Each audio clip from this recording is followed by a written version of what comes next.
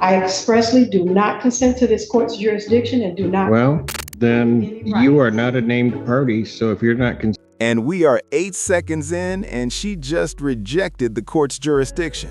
That's a bold opener. Here's the thing. If you tell a judge you don't consent to their authority, you're essentially saying you don't recognize the court's power over you. But courts don't operate on vibes. They operate on law. If you're physically in the courtroom and properly noticed, jurisdiction usually isn't optional. So this strategy, high risk, very little reward. consenting to this court's jurisdiction, sit down. Oh. You can go because you're not a named party. Today's case takes us to Washtenaw County, Michigan for a highly unusual civil matter.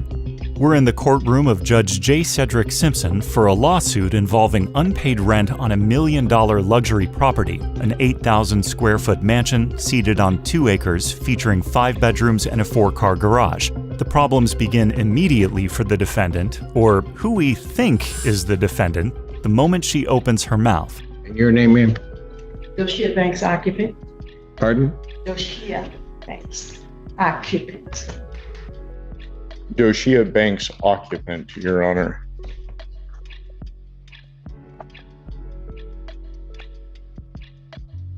Okay. So you're not Miss Whitlow? No.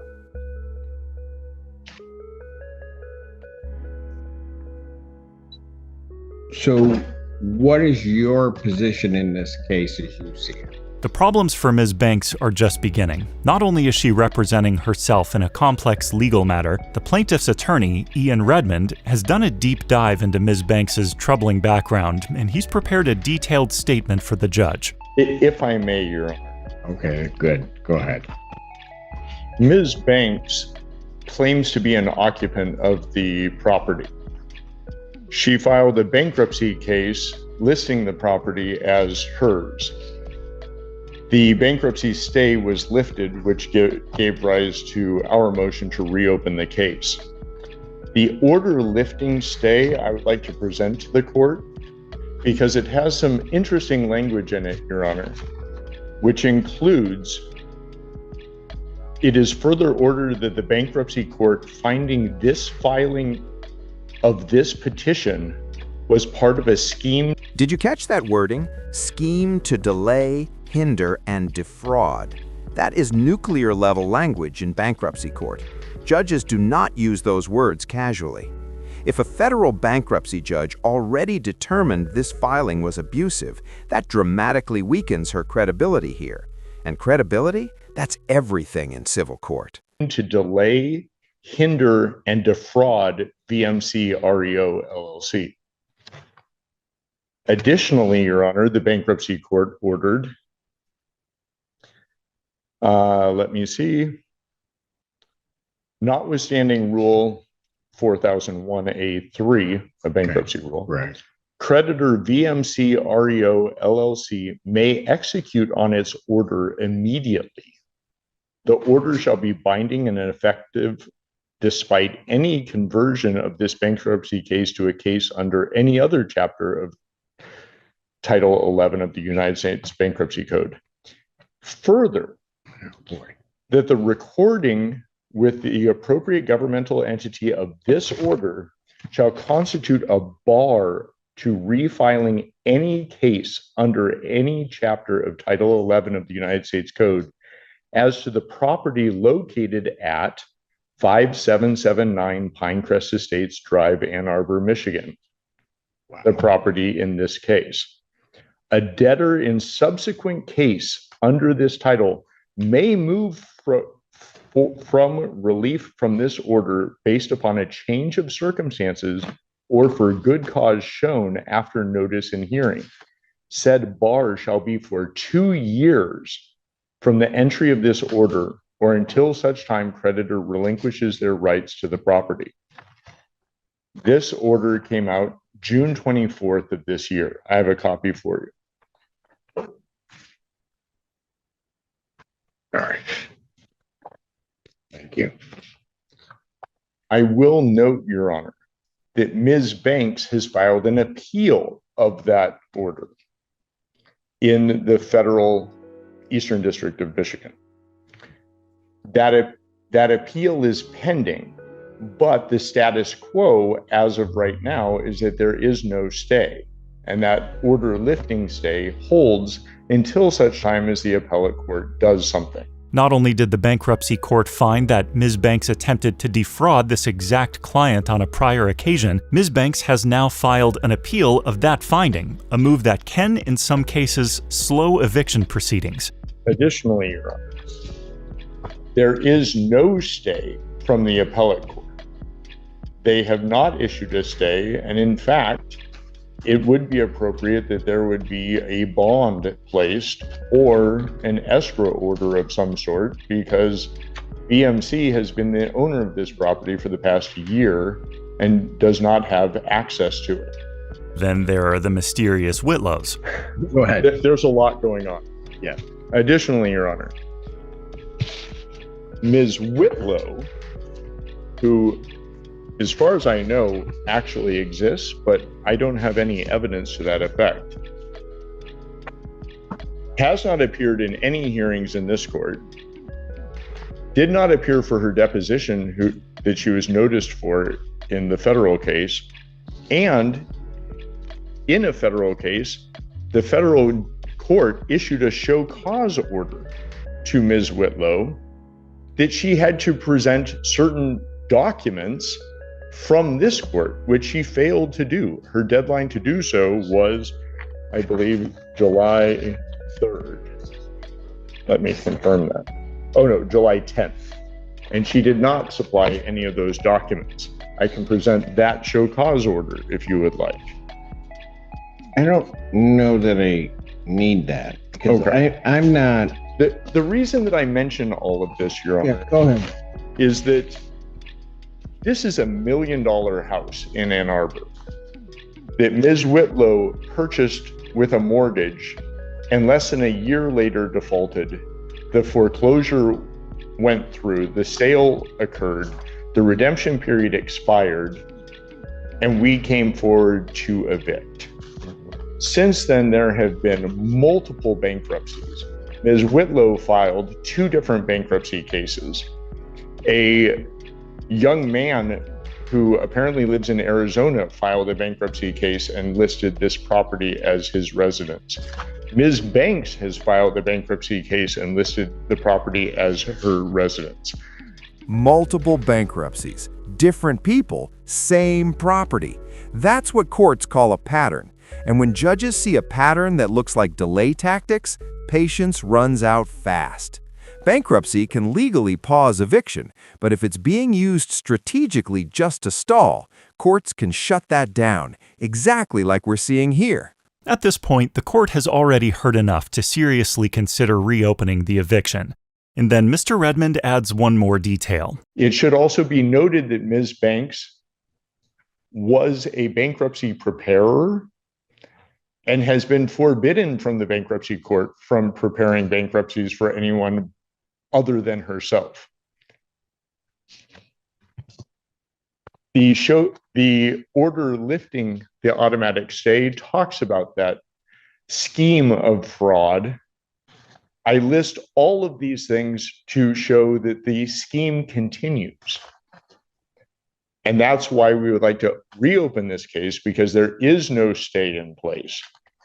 We would like to move forward with an immediate eviction, at most an 11-day vacate. And if for some reason that would not be amenable to the court, we would ask for an escrow order or a bond. On $1 million property, I think it would be reasonable that $10,000 a month rent would be reasonable. Judge Simpson now turns to Ms. Banks and asks a simple question: what would she want the court to know? She begins reading from a prepared statement of her own.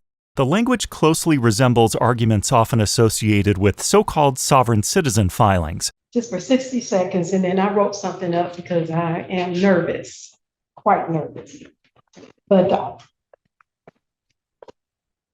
I, Doshia Banks, respectfully appear specially and conditionally for the sole purpose of protecting federally vested occupancy rights and opposing unlawful state action. I expressly do not consent to this court's jurisdiction. That phrasing, and do not appear specially, federally vested occupancy rights, do not consent to jurisdiction, that's language commonly seen in sovereign-style filings. The problem? Those arguments almost never succeed in mainstream courts. Judges are looking for contracts, standing, and statutory authority, not philosophical objections. And watch how quickly the judge cuts through it. Well, then Any you right. are not a named party, so if you're not consenting to this court's jurisdiction, sit down. Oh, You can go because you're not a named party. I have a lease. You are not a named party on this. You may have a lease with someone else, and No, then I have you a can lease go with- challenge it. With who? With Whitlow. Miss Then Whitlow, who you is need to supposed- go against Miss Whitlow. Pardon me? Then you may need to go against Miss Whitlow. But if you're not consenting to the jurisdiction of this court, you might as well just sit down. You are not a named party. I do not have to hear from you. Oh, I see. So I need to, I don't know what you need to do, but well, let me respond. to what? You're not consenting to the jurisdiction of this court. Why am I hearing from you? I'm recanting You're recanting what? what I just stated. Which part? The part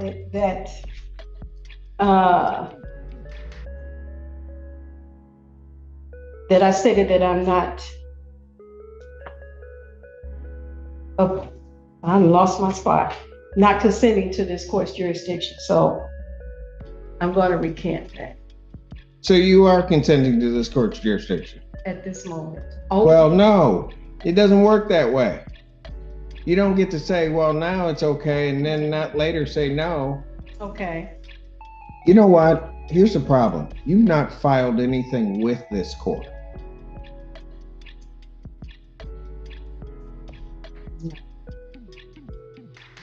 So I don't know why, on those grounds, why I'm hearing from you. Okay.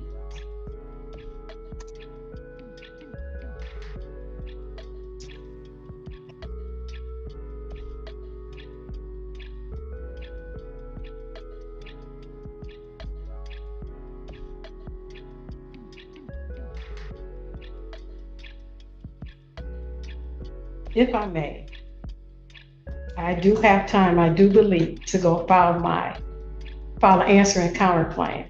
I was just led under An false answer and pretenses counterclaim to what? to their complaint for eviction. In civil court, you can only file an answer if you're actually named. This is the legal heart of the case, standing and privity of contract. If she's not named in the eviction and her lease, assuming it exists, is with someone else, then legally she's not in direct contractual relationship with the property owner. Translation, she may feel wronged, but this might be the wrong courtroom to fix it. Have you ever seen someone argue the right issue in the wrong case? In the case, and Ms. Banks isn't. You have a lease with, allegedly, with Miss Whitlow. Correct. Then that is who you need to pursue it against, Okay. And or whatever the heck you're doing. well, Because you don't have, there is no privity of contract to the extent there would be, or relationship as between the plaintiff in this case and you.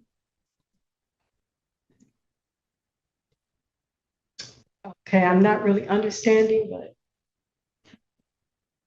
Well, let me put it a little bit more simply. If I grant the relief of the plaintiff in this case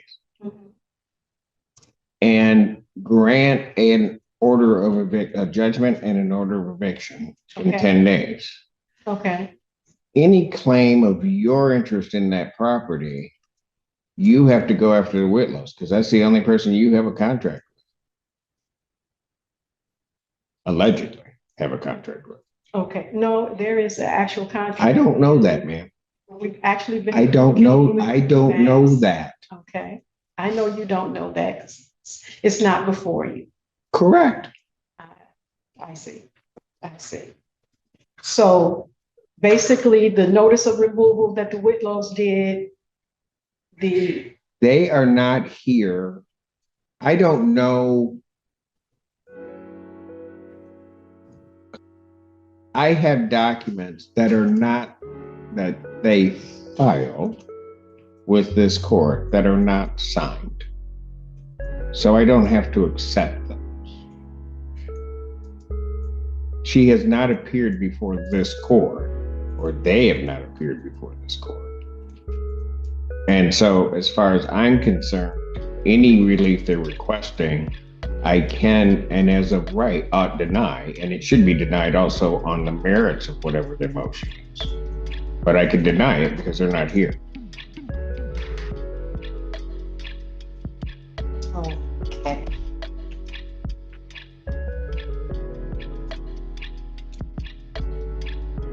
Again, stating to me, I want to make sure I'm clear that my issue is with the Whitlows, not with VMC. Ma'am, I am not giving you legal advice. No, I You're don't. telling me that you have a contract. I do not know that you have a contract, but if you wish to enforce that contract, that's who you're going to have the issue with. You're not going to have the issue with the plaintiff in this case because they have right to own the property. Okay.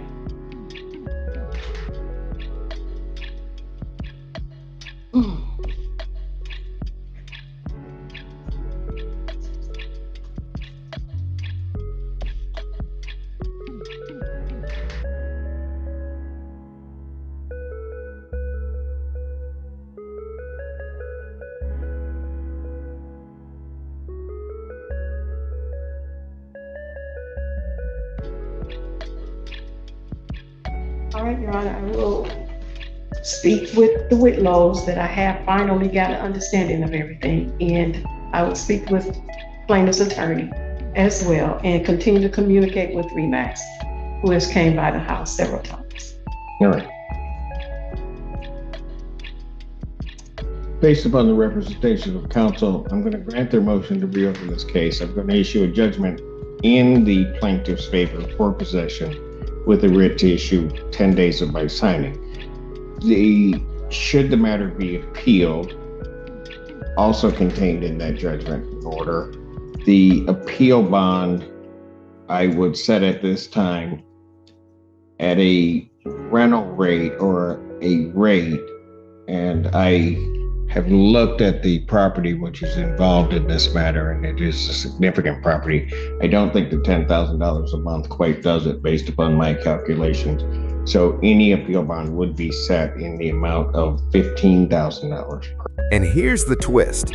The judge didn't just grant eviction, he raised the appeal bond to $15,000 a month. That's strategic. Appeal bonds aren't punishment, they're protection.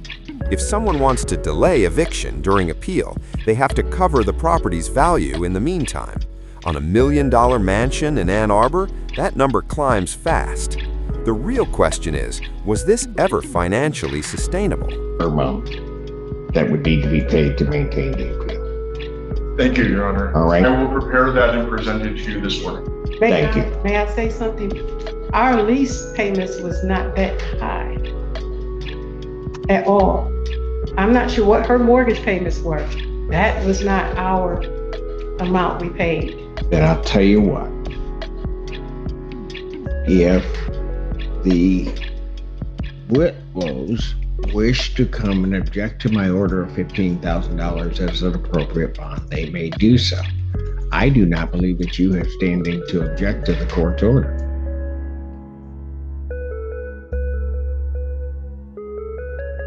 Thank you. Thank you, Your Honor. Thank you. Despite a bankruptcy appeal filed just weeks before this hearing, Judge Simpson refuses to let the case stall indefinitely. He sets a $15,000 monthly bond, more than the plaintiff was asking for, meaning Ms. Banks could remain in the home for now if she pays the court every month while the case continues. However, after this hearing, court records indicate she did not. Within 2 weeks, a writ for eviction was issued. Days later, the court formally ordered the eviction, authorizing the removal of anyone still occupying the property.